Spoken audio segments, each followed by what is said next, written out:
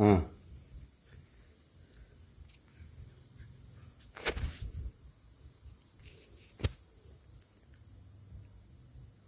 หลังจากกำหนดแล้วมันสิปวดขาแม่นบ่ให้เอาจิตของเฮานี่ลงมาอยู่บอนมันปวดหั่นก่อน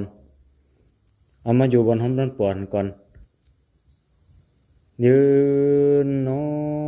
ะหายใจเข้าลึกๆหายใจออกยาวๆแล้วมันสิเย็นลง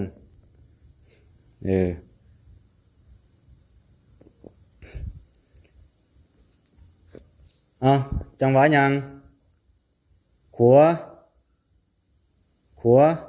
ขาขวาสิตีอ้าย่อยกยางเหยียบเอาขาขวาตีโน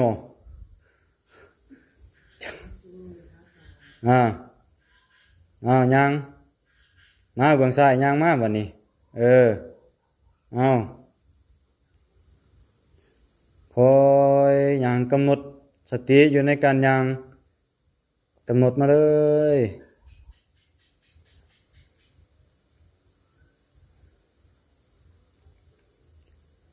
กำหนดยางมาเลย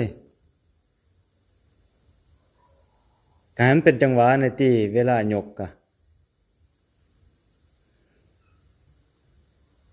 คอยยางมากกำหนดสติอยู่ในการยางหันเอาจิตของเฮาคือเอาความคิด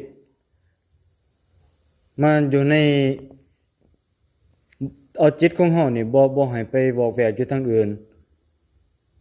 เอาไว้อยู่ในปลายตีนหั่นโลดตอนยาง